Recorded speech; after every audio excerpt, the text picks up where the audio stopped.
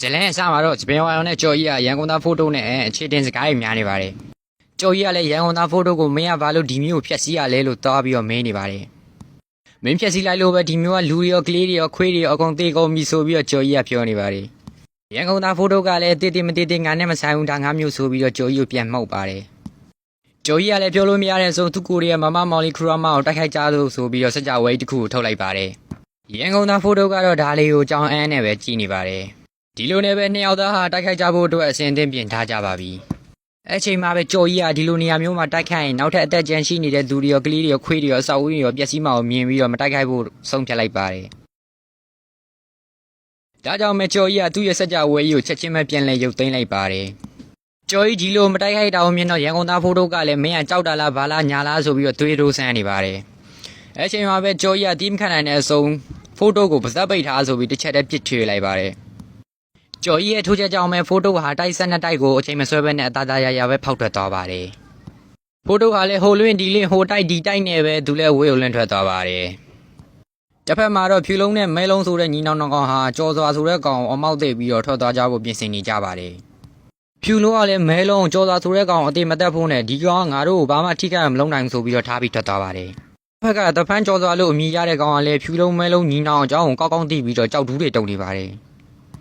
ဒီလိုနဲ့တဖန်ကျော်တော်ဟာအမည်မသိစွမ်းအားကိုအသုံးပြုလိုက်ပြီးတော့သူကတခြားနေရာမှာရောက်ရှိသွားပါတယ်။တဖန်ကျော်တော်မြင်တော့မတ်ဆုရည်ဒီကလည်းအသေးအတန်တွေကိုလိုက်ဖမ်းနေပါတယ်။ဒီလိုနဲ့ဇလန်ဟာလည်းကြော်ကြီးနဲ့ဖိုးတိုးတို့ဘက်ကိုတဖန်ပြန်လှည့်လာပါတယ်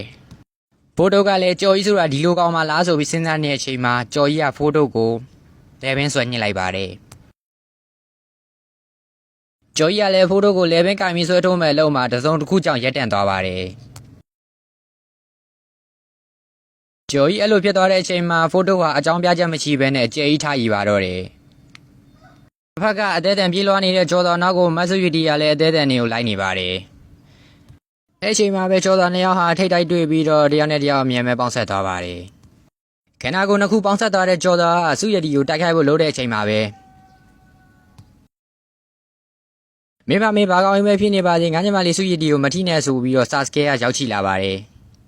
ပြီးတော့ဆာစကေအဆူရီဒီကိုညီမလေးကိုရှိရဲ့ဘာမှမကြောက်နဲ့ဆိုပြီးတော့အာဘစ်စကားတွေပြောနေပါတယ်။အဲ့လိုပြောပြီးချင်းမှာပဲဆာစကေကကြော်တာကိုအာမာထေရာစုလို့ခေါ်တဲ့နတ်ဆိုမီတောင်းနဲ့တက်ပစ်လိုက်ပါတယ်။ဆူရီဒီကိုလည်းညီမလေးခုလိုတယောက်တည်းထွက်သွားတာရင်းအနေများကြောင်းနဲ့သူကညီမလေးကိုဘယ်လောက်ရှိတဲ့အကြောင်းဘယ်လောက်လွမ်းတဲ့အကြောင်းတွေကိုပြောပြပြီးတော့သူနဲ့တူတူပြန်လိုက်ဖို့ခေါ်နေပါတယ်။ဆူရီဒီကလည်းဆာစကေအပြောတွေမှာမျောပြီးတော့ကိုသဘောဆိုပြီးကောက်ပေါအောင်လိုက်တော့ပါတယ်။ဒီနေရာမှာတော့ဖိုးတိုးနဲ့ကျော်ကြီးတို့ဟာချစ်ချစ်ခင်ခင်ပဲစကားတွေပြောနေကြပါတယ်။ကျော်ကြီးကအစားကတော့ဖိုးတိုးကိုတတ်မလို့လုပ်ပေမဲ့ဖိုးတိုးကအမြင်မှန်ရသွားတာကြောင့်ကျော်ကြီးနဲ့ငြိမ်းချမ်းရေးရသွားကစကားပြောနေကြီးဖြစ်ပါတယ်။ကျော်ကြီးတို့စကားပြောနေတဲ့အချိန်မှာခါခါကြီးဥဆောင်တဲ့နာယူရိုဝါတွေကတငယ်ချင်းတွေနဲ့ဂျူဂျူစုခိုက်ဆက်ဝါတဲ့တငယ်ချင်းတွေဟာရောက်ချလာပါတယ်။ကျော်ကြီးနဲ့ဖိုးတိုးကလည်းဂျူဂျူစုခိုက်ဆက်ဝါတွေကကောင်းနေတဲ့နာယူရိုဝါတွေကကောင်းနေတာမတိုက်ခိုက်တော့ဘဲနဲ့ချစ်ချစ်ခင်ခင်တက်ချွတ်နေနေကြအကြောင်းထူးထူးဆန်းဆန်းနေဖြစ်နေကြပါတယ်။ခါခါရှိရလဲအားလုံးအရှိစဝုံတုံကြီးရဲ့ကူပါတုံတစ်ခုထဲမှာပေးမိနေတဲ့အကြောင်းကိုပြောပြလိုက်ပါတယ်။အဲဒီကူပါတုံတစုံတယောက်ကထိန်းချုပ်ထားတာကြောင့်သူတို့ချင်းချင်းတိုက်ခိုက်နေလဲဘာမှမထူးမှာမဟုတ်ဘူးလို့ခါခါချီရပြောလိုက်ပါတယ်။တစ်ဖက်မှာတော့စပင်ဖျော်အင်းဖျော်နဲ့လူတယောက်ဟာတမျိုးလုံးခြုံငုံစောင့်ကြည့်နေနေပဲဇလန်လေးကဒီနေရာမှာပဲဆုံးသက်သွားပါတယ်။